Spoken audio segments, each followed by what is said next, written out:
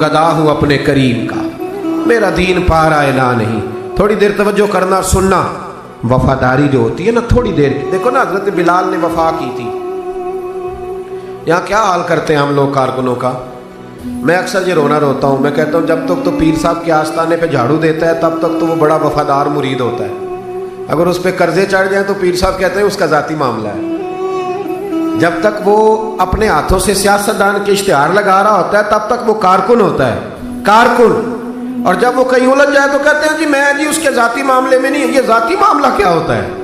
جب تیرے اشتہار لگا رہا تھا سیاستدان کے تب ذاتی معاملہ نہیں تھا، جب کسی کو ضرورت پڑ گئی تو اب معاملہ ذاتی ہو گیا، پیار کرنا پڑے کچھ دینا پڑے تو پھر بھاگ گئے بفر گئے۔ اور لوگوں کے پاس جب دولت آتی ہے تو رنگ ہی بدل جاتے ہیں، جب اقتدار ملتا ہے تو انداز ہی بدل جاتے ہیں، جب اتوار کچھ اور ہوتے ہیں تو لوگوں کے طریقے بدل جاتے ہیں، اس لیے کہ رشتہ ضرورت کا بنا لیا ہم نے۔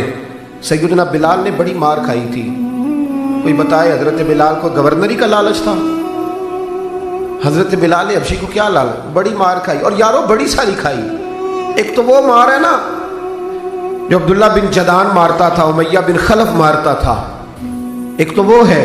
اور حضرت بلال جب دروازہ رسول پہ آئے تو بخاری مسلم میں موجود ہے، حضرت بلال نبی پاک کے مہمان آتے تھے تو خود قرضہ اٹھا کے لاتے تھے۔ اور ایک وقت ایسا بھی آیا کہ قرضے اتنے زیادہ آ گئے تھے کہ یہودی نے کہا کہ بلال تو نے بڑے سارے پیسے قرض لیے ہوئے ہیں، تو اگر اب تو نے پیسے نہ دیے تو میں تمہیں پھر سے باندھ دوں گا۔ حالانکہ وہ سارے نبی کریم کے مہمانوں کے لیے قرضے لیے تھے، حضور کے ذاتی کام کیے ساری زندگی ذاتی۔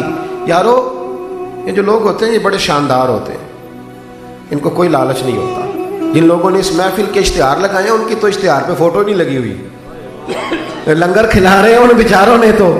وہ ایک نقیب محفل ملتان میں نا ایک دفعہ پیار چلتا ہے نا دوستوں سے، مجھے غصہ بڑا کم آتا ہے تو کبھی آ جائے تو وہ چلو آ بھی جاتا ہے، اب یہ بھی مسئلہ ہے۔ وہ بار بار کہہ رہے تھے لوگوں سے تسی ہاتھ نہیں چک دے، تسی بڑے بے ذوق ہو، تسی میں یاد رہو گے۔ میں کیا چپ کر جا، تو کوئی نظر نیاز لینی، یہ سارے مفت آئے نہیں، یہ زیادہ قیمتی ہیں، یہ فری آئے ہیں، بڑی مہربانی، اللہ آپ کو جزا۔ سنیں میرے بھائی، یہ کہ نا جن لوگوں نے جو درخواست لے کے گیا تھا تھانے جلسے کی اجازت کی، اس کا تو نام ہی نہیں چھپا، لیکن یہ لوگ بڑے قیمتی ہوتے ہیں۔ ہم کرتے یہ ہیں کہ ان کو نا ہم ضائع کر دیتے ہیں۔ چاہیے اب ہماری مسجد میں جب محفل میلاد ہوتی ہے تو جس نے 1.5 لاکھ دیا نا وہ اسٹیج پہ بیٹھا ہے، اور جس نے سارا سال مسجد میں جھاڑو دیا اس کو میلاد والے دن کسی نے پوچھا ہی نہیں، حالانکہ اس بندے کی صدارت میں جلسہ ہونا چاہیے تھا جو روزانہ مسجد میں جھاڑو دیتا ہے، اس کی صدارت ہونی چاہیے تھی تاکہ پتہ چلے کہ رسول اللہ کے غلام میلاد کے موسم میں غریبوں کو عزت عطا کرتے ہیں۔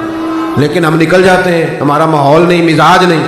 حضرت بلال نے نوکری کی، سارا دن نبی کریم کے کام کرتے، سارا دن۔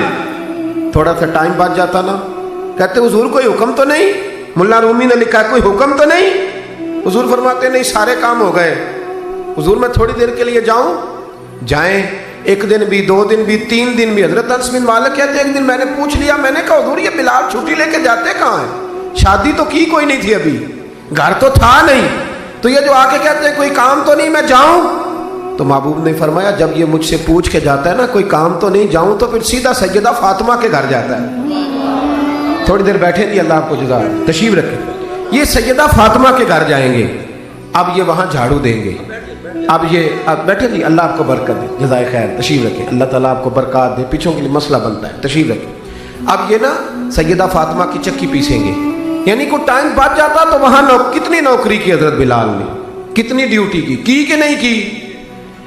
لیکن کسی عہدے کے لالچ کے لیے، کسی منصب کے لیے، کسی فوٹو کے لیے، کسی صدارت کے لیے۔ لیکن میرے محبوب نے بھی جب اعزاز دیا نا تو پھر کمال ہی دیا۔ پڑھیے ترمذی شریف، حضور آئے نا معراج سے واپس، میں جلسے سے دیر سے جاتا ہوں نا تو میری ایک بیٹی ہے، وہ جب میں نکلنے لگتا ہوں کہتی ہے آج دیر سے آئے تو دروازہ نہیں کھولنا، روز ہی دیر سے آتے ہیں، تو جب رات کو جاتا ہوں تو سب سے پہلے وہی کھولتی ہے۔ آ گئے آپ۔ اب بندہ جب سفر سے واپس جاتا ہے تو پہلے بچوں کی بات کرتا ہے، بیٹوں کی۔ محبوب معراج کے سفر سے واپس آئے، لیکن سب سے پہلے جو بات کی وہ حضرت بلال حبشی کی۔ سب سے پہلی بات سیدنا بلال کی، مجمع میں بٹھا کے، مجمع میں حضرت بلال کو مجمع میں بٹھا کے فرمایا کیا عمل کرتا ہے بھئی تو بلال؟ عرض کی حضور کیا ہوا؟ فرمایا بتا کیا کرتے ہو؟ कौन सा अमल है जो ज्यादा करते हो? कहा हुजूर हुक्म करें। तो महबूब फरमाने लगे जब मैं जन्नत में गया हूं ना मेराज की रात, तो मैंने वहां तेरे कदमों की आवाज सुनी है। जन्नत में तेरी अब किसने जर्रों को उठाया और सहरा कर दिया, और किसने कतरों को मिलाया और दरिया कर दिया। ये किसकी हिकमत ने यतीमों को किया दुर्रे यतीम, और गुलामों को दुनिया भर का मौला कर दिया। एक बड़ी अजीब बात लिखी है इब्ने इसहाक ने, कहते हैं कि जब फतेह मक्का हुई ना, जोहर का टाइम हुआ, तो नबी करीम अलैहिस्सलाम ने फरमाया चलो भी अजान पढ़ो, बिलाल को बुलाओ। तो जो है मेरी बात पर सुने और याद रखें। हुजूर ने फरमाया बिलाल को बुलाओ, अजान पढ़े।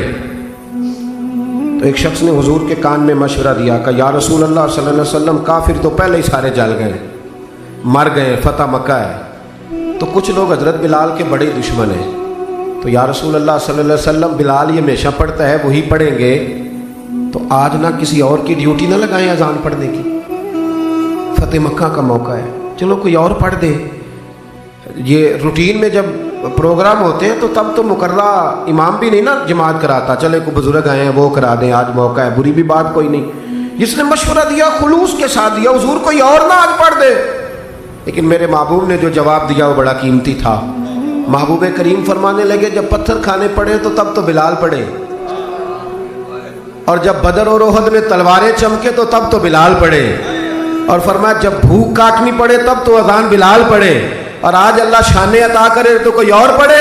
फरमाया सारे नीचे खड़े रहेंगे, अबू बकर, उमर, उस्मान, अली, तलहा, जुबैर, सारे हमेशा की तरह सुनेंगे, और आज बैतुल्लाह की छत पे चढ़ के जो अजान पढ़ेंगे वो बिलाल हबशी होंगे।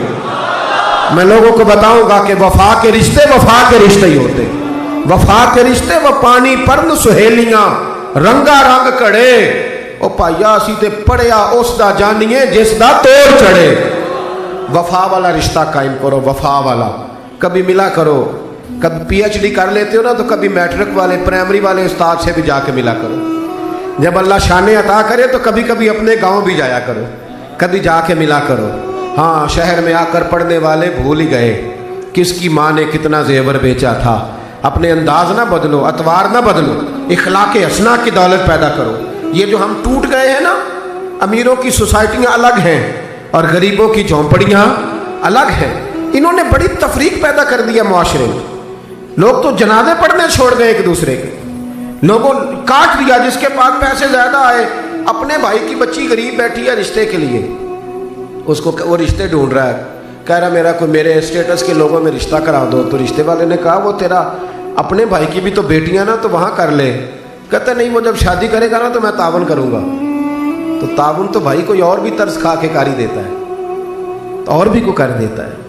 तू वो वाला रंग इख्तियार कर जो अल्लाह रसूल ने तुझे अता फरमाया है। हमारे म्यार में वो वफा नहीं, वो हुस्न नहीं। ये मेरी तरह के लोग जिनको अल्लाह बड़ी शानें अता फरमाता है, दीन के नाम पर बड़ा नवाजता है, लेकिन लबो लहजे में कई दफ़ा सख्ती आती है, कई दफ़ा एहसास नहीं होता कि हम क्या कर रहे हैं। आला हज़रत फाज़िल बरेलवी भी फरमाया करते थे, लोगों नबी पाक के वफादार रहना, फरिश्ते भी तुम्हारी इज्जत करेंगे। क्या फरमाया? कहने लगे फरिश्ते भी करते हैं ताज़ीम मेरी, फिदा हो के उन पर ये इज्जत मिली है। इकराम करना, कभी भी अपने नफ्स को नसीहत करना, कभी भी